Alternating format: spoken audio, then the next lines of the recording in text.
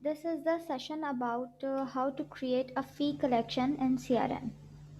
So let's begin. This is our home page and now we have two options. दो options होंगे हमारे पास fee collection बनाने के, जैसे कि हम लोग के पास ये student है, इसका हमारे पास स्टूडेंट फॉर्म मौजूद है लेकिन इनकी फ़ी कलेक्शन ऐड नहीं हुई हुई। ठीक है, तो हम इन्हीं के स्टूडेंट फॉर्म में गए और नीचे हमने स्क्रॉल डाउन किया तो आ जाएगा हमारे पास ऑप्शन न्यू फ़ी कलेक्शन पेमेंट। अभी यहाँ पे है नो रिकॉर्ड्स फॉर्म, क्योंकि हमने इनका स्टूडेंट फॉर्म तो बनाया हुआ है लेकिन इनकी फ़ी कलेक्शन नहीं बनाई हुई। तो हम इसमें न्यू फ़ी कलेक्शन पेमेंट देखेंगे, इसमें टैप करेंगे और हमारे पास आ जाएगा फ़ी कलेक्शन पेमेंट क्रिएट करने का पेज। अब हमने इसमें क्लोजिंग डेट लिखी, आज के दिन में हमारी इसकी फ़ी कलेक्शन हमारे पास आई है और इनका जीआर नंबर क्या है। ठीक है, हम इनका जीआर नंबर लगाएंगे, जो जीआर नंबर इनका होगा हमने वो एज इज हमें यहाँ पर लिखना है। हमने यहाँ पे इनका फॉर्म खोला, स्टूडेंट फॉर्म, और यहाँ से हमने जीआर नंबर कॉपी करके वहाँ पे लिख दिया। ठीक है, इनका जीआर नंबर है 1000231। हमने अब अपनी फ़ी कलेक्शन लिखने में ये जीआर नंबर लिख देना है, क्योंकि हमने उनके सही है, क्योंकि हमने उन्हीं के स्टूडेंट फॉर्म में आकर ये फ़ी कलेक्शन ऐड कर दिया, तो इसलिए मोहम्मद ज़ीशान नाम खुद ही लिखा हमारे पास आ रहा है। नीचे करेंगे हम और इसमें फ़ी कलेक्शन पेमेंट हमारे पास, हम अब वो ऐड करेंगे। फ़ी कलेक्शन पेमेंट हमारी एडमिशन फ़ीस है, ये हमारी सर्टिफिकेशन एग्ज़ाम फ़ी है, ये हमारी कोई अदर पेमेंट है, ये किसी हमारे एसबीटी पीसीबी इसकी फ़ीस है, ये रिकवरी फ़ीस है। अभी हमारे पास ये एडमिशन फ़ीस है तो हमने इसमें एडमिशन लिख दिया है। अगर ये हमारी रिकवरी फ़ीस होगी, यानी कि जो इनकी सेकंड इंस्टॉलमेंट आएगी, तब जब हम इनकी फ़ी कलेक्शन बनाएंगे तो वो हम रिकवरी पे बनाएंगे। ठीक है, अभी क्योंकि इनके एडमिशन है तो हमने इसमें एडमिशन फ़ीस पे क्लिक कर दिया। टाइप वेदर इन्होंने हमें कैश सबमिट करवाया है, इन्होंने हमें ऑनलाइन ट्रांसफ़र किया है, या इन्होंने हमें बैंक पेमेंट करी है। अगर इन्होंने हमें कैश सबमिट किया होगा तो हम इस पर कैश सेलेक्ट करेंगे, इसमें अमाउंट लिखेंगे, जैसे हमने इन्होंने हमें 10,000 फर्स्ट इंस्टॉलमेंट कैश पे किया हुआ है, तो हमने लिख दिया 10,000 उन्होंने हमें फ़ीस सबमिट की हुई है। उनका फ़ी पैकेज था 20,000, वो हम फ़ी पैकेज लिख देंगे। बैलेंस पेमेंट में हम लिख देंगे 10,000, यानी 20,000 का इनका फ़ी पैकेज था, 10,000 इन्होंने हमें दिए हैं और 10,000 इनके अभी रहते हैं। बाकी ओमनी वाउचर में हम यहाँ पे कुछ नहीं लिखेंगे, क्योंकि अब सिस्टम जनरेटेड है। जब हैंड टू हैंड हम स्लिप दे रहे होते थे वो उसमें से ओमनी वाउचर नंबर होता था, लेकिन अभी इसमें कुछ भी नहीं लिखेंगे, हम इस पर ज़ीरो लिख देंगे। ऑनलाइन ट्रांसफ़र में हम अभी कुछ नहीं लिखेंगे, क्योंकि ये कैश हमें मिला है।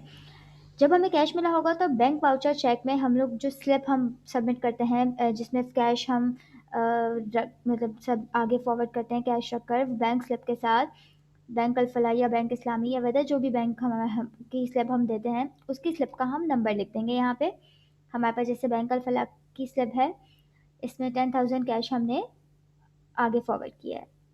इसका स्लिप नंबर था 342854, सही है। और हमने आगे डैश डाल के लिख दिया BAF, यानी बैंक अल-फलाह। और अगर बैंक इस्लामी होगा, जो भी बैंक होगा, हम उसके इनिशियल जो भी अल्फ़ाबेट्स हैं वो लिख देंगे, BIP बैंक इस्लामी पाकिस्तान, दुबई इस्लामिक बैंक, जो भी होगा हम उसका रेफरेंस यहाँ पे लिख देंगे। ठीक है, अच्छा। बाकी ऊपर हमने ब्रांच सेलेक्ट कर ली, यहाँ पे गुलशन का एडमिशन था, DHA का है, ऑनलाइन है, हमने यहाँ पे गुलशन का एडमिशन था, गुलशन सेलेक्ट कर लिया। ओनर फिज़रा खान हम यहाँ पे सेलेक्ट करेंगे, जिसकी ओनरशिप होगी हम उस पर सेलेक्ट करेंगे। स्टूडेंट सर्च में हम लोगों के पास यहाँ पे जो मोस्ट रिसेंट है वो डाटा आ रहा होता है, नहीं तो हम टाइप भी कर सकते हैं, सर्च भी कर सकते हैं। अभी ये मोहम्मद ईशान हमने यहाँ सर्च कर लिया। Branch officer same as owner. Fee collection payment में जो कोर्स का नाम होता है वो हम लिख देंगे। यहाँ हमने करेक्ट कोर्स का नाम लिखना है, रेड हैट लिनक्स एडमिन।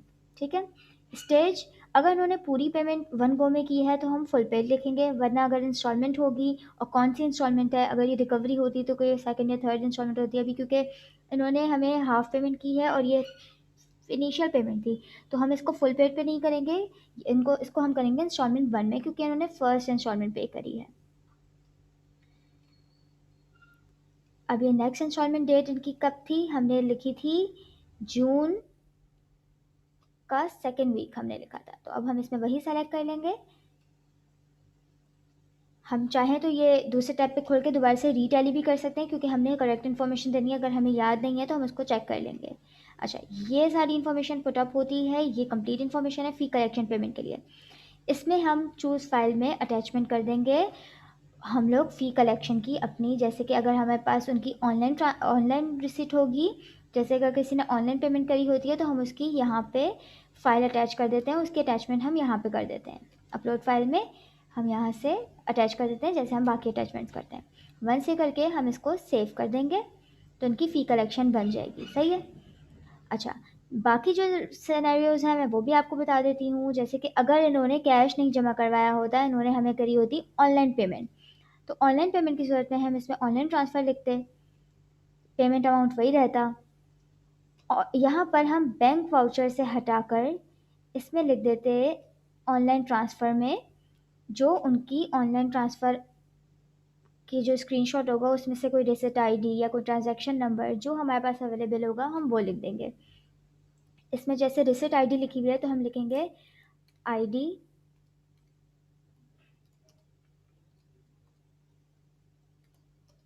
और हमने इसमें लिख दी 64209654। सही, ये उनकी ऑनलाइन ट्रांसफ़र आईडी थी, ये हम उसमें लिख देंगे।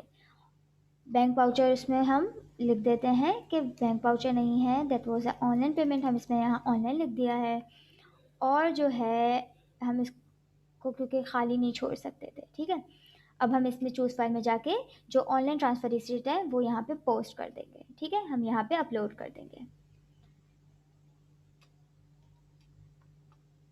इसी तरह अगर उन्होंने हमें कैश नहीं पे किया होगा, उन्होंने हमें ऑनलाइन ट्रांसफ़र नहीं किया होगा, उन्होंने हमें कोई बैंक पेमेंट या चेक सबमिट किया है, तो वही इन्फॉर्मेशन हम उसी तरीके से ऐसे लिख देंगे। वहाँ चेक सेलेक्ट करेंगे और यहाँ पे हम चेक नंबर लिख देंगे, ठीक है। चेक नंबर लिख देंगे, यहाँ पे वैसे अमाउंट आ जाएगा। अभी क्योंकि ये कैश था, ठीक है, तो हम इसको वापस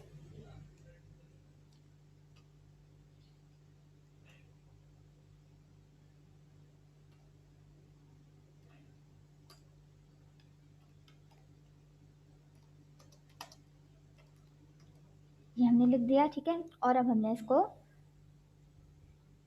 सेव कर दिया, ठीक है। अब हम इसको सेव करेंगे तो यहाँ हमारे पास स्टूडेंट फॉर्म में डायरेक्टली हमें ये दिख जाएगा कि फ़ी कलेक्शन हमने ऐड कर दी है। यहाँ पे ये red Hat Linux admin course की इनकी फ़र्स्ट इंस्टॉलमेंट आ गई। ये स्टूडेंट फॉर्म खोल के हमें पता चल जाएगा कि इनकी पहली इंस्टॉलमेंट आई हुई है, ठीक है। अब हम इसको चेक करना चाहेंगे तो हम यहाँ से ईजिली चेक कर सकते हैं, ठीक है। अब इसी तरीके से जब हमारे पास इनकी नेक्स्ट फ़ीस आएगी, यानी रिकवरी फ़ीस आएगी, या हमारे पास किसी और की रिकवरी फ़ीस आई है, हमारे पास किसी और की फ़ीस आई है, तो जो दूसरा ऑप्शन है, जैसे हम इसको हम लोग फ़ी कलेक्शन इसकी क्रिएट करते हैं, वो ये होता है कि जैसे कि हम यहाँ पे डायरेक्टली गए हैं और हमने यहाँ लिखा प्लस फ़ी कलेक्शन, यानी कि यहाँ पे ऐड करने के लिए हम स्टूडेंट फॉर्म से नहीं, हम यहाँ से गए। तो उस सूरत में होता है, जैसे फॉर एग्जांपल हमारे पास मोहम्मद ज़ीशान की ही 12 जून को सेकेंड रिकवरी आई है, तो अब हम क्लोजिंग डेट लिख देंगे 12 जून, यानी आज के दिन उनकी रिकवरी फ़ीस हमें मिल गई है। फॉर्म GR नंबर में हम जाएंगे और मोहम्मद ज़ीशान सर्च करेंगे। अभी हमारे पास टैब पे खुला हुआ है, हम मोहम्मद ज़ीशान का GR नंबर यहाँ पे से चेक करेंगे, कॉपी करेंगे और हम लिख देंगे फ़ी कलेक्शन में उनका GR नंबर। अब क्योंकि यहाँ हमने फ़ी कलेक्शन में ऐड किया है, उसके स्टूडेंट फॉर्म में जाकर नहीं किया है, तो स्टूडेंट ट्रेनर में हमारे पास ईशान का नहीं आ रहा, मतलब ऑलरेडी लिखा हुआ ऑटो जनरेटेड नहीं लिखा हुआ आ रहा। तो अब हम क्या करेंगे, इसको सर्च करेंगे। हम सर्च करेंगे तो वो नेम के साथ हमें आ जाएगा। टैली करने के लिए हम यहाँ पे क्लिक करेंगे तो ये वही कॉन्टैक्ट नंबर और ईमेल एड्रेस है, हम यहाँ से टैली कर सकते हैं, ठीक है। हमने देखा ये आ गया, हम सेलेक्ट कर लेंगे। फ़ी कलेक्शन पेमेंट में अब आ जाएगी रिकवरी, क्योंकि उनकी नेक्स्ट रिकवरी है, एडमिशन नहीं, तो हमने यहाँ पे कर लिया रिकवरी फ़ीस। जो फ़ीस होगी, जिसकी होगी, SBT की होगी, PCB की होगी, कोई और पेमेंट है, अदर पेमेंट है, हम वो सेलेक्ट करेंगे। सही, अभी इनकी रिकवरी फ़ीस थी, हमने रिकवरी फ़ीस सेलेक्ट कर ली। टाइप इन्होंने अब की बार हमें दिया है ऑनलाइन ट्रांसफ़र, इन्होंने हमें सबमिट की है, ठीक है। तो हमने सेलेक्ट कर लिया ऑनलाइन ट्रांसफ़र। अगर इन्होंने हमें कैश पे किया होता तो हम उसी तरीके से बिल्कुल करते जैसे हमने एडमिशन फॉर्म में किया था, एडमिशन के टाइम जो फ़ी कलेक्शन बनाई थी। अब जो है हम ऑनलाइन ट्रांसफ़र इन्होंने हमें क्योंकि किया है तो हमने ऑनलाइन ट्रांसफ़र पे क्लिक कर दिया और हमने जो अमाउंट है वो लिख दिया कि 10,000 जो बैलेंस अमाउंट था इन्होंने हमें सबमिट कर दिया है। फ़ी पैकेज इनका था 20,000 और अब कोई इनकी बैलेंस पेमेंट नहीं बची है। ठीक है, ओमनी वाउचर में हम अगेन 0 लिख देंगे और ऑनलाइन ट्रांसफ़र में हम लिख देंगे जो रिसिप्ट आईडी होगी या ट्रांजैक्शन आईडी। ट्रांजैक्शन आईडी है हम लिख देंगे TID। ठीक है, और हमने लिख दिया 94821073। ठीक है, ये उनकी हमने ट्रांजैक्शन आईडी लिख दी है। जो रेफरेंस होगा हमारे पास वो लिख देंगे। अगर फॉर एग्जांपल हमारे पास कुछ नहीं भी है तो हमें यहाँ पे ऑनलाइन लिख देंगे और नीचे हम अटैच कर देंगे उनकी रिसिप्ट ताकि हम ओपन करें तो हमारे पास इन्फॉर्मेशन में रिसिप्ट आ जाए और हम वहाँ से इजीली देख सकें कि पेमेंट थ्रू विच बैंक और कहाँ से हुई है। ब्रांच सेलेक्ट कर लेंगे गुलशन, यहाँ पे हम सर्च कर लेंगे Mohammad Zeeshan, branch officer same रहेगा।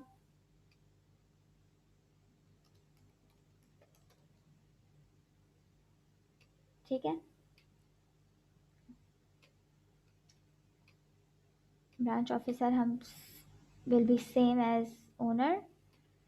फ़ी कलेक्शन पेमेंट नेम में रेड हैट लिनक्स एडमिन हमने लिख दिया है।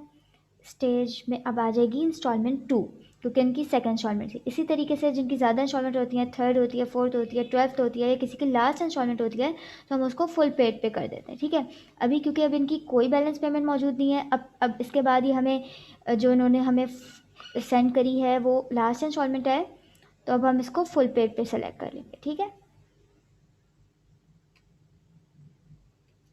तो हमें दिख जाएगा कि इनकी ये लास्ट इंस्टॉलमेंट है। सही है, नेक्स्ट इंस्टॉलमेंट डेट में उसी दिन की डेट आ जाएगी क्योंकि अब इनकी कोई नेक्स्ट इंस्टॉलमेंट डेट नहीं है, उसी वो वही एंड हो जाती है इनकी पेमेंट। तो जिस डेट को आई है हमारे पास पेमेंट उसी वही डेट सेलेक्ट करेंगे। हमारे पास 12 जून को आई है, हमने 12 जून लिख दिया यहाँ पे। ठीक है,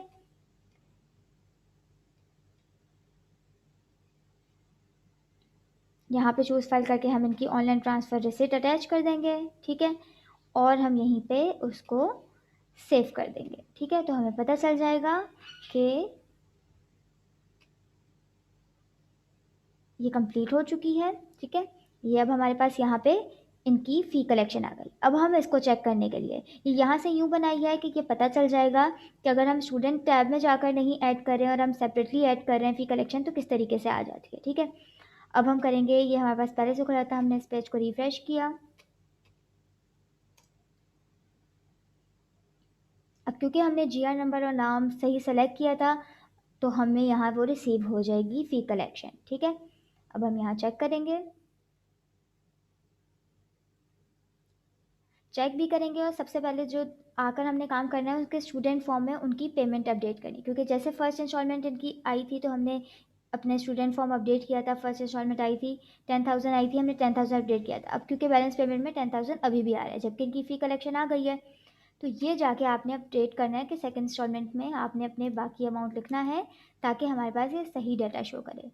हमने लिख दिया कि 10,000 की सेकंड इंस्टॉलमेंट आ गई है तो अब ये हमारे पास ऑटोमेटिक बैलेंस पेमेंट 0 हो गई और टोटल इंस्टॉलमेंट 20,000 हो गई। हमने ये भी अपडेट कर दिया और अब हमारे पास नीचे इसकी फ़ी कलेक्शन आ जाएगी। ये देखिए, इंस्टॉलमेंट 1 थी जो कि इन्होंने एडमिशन के टाइम दी थी और इंस्टॉलमेंट 2 है यानी फुल पेड। अब इनका नेक्स्ट कोई रिकवरी नहीं है। यहाँ इजीली हमें स्टूडेंट फॉर्म देख के पता चल जाएगा कि इनकी दोनों फीस आ चुकी हैं। Now he is full paid और हम इसको ओपन करेंगे। ये वही फॉर्म है जो हमने अभी फ़ी कलेक्शन का फिल किया था। ठीक है, तो अब हमें यहाँ रिसीव हो गई है। यहाँ से हम चेक भी कर सकते हैं। इस तरीके से फ़ी कलेक्शन, एडमिशन हो, रिकवरी हो या कोई सी भी पेमेंट हो वो इस तरीके से CRM में ऐड की जाती है। Thank you.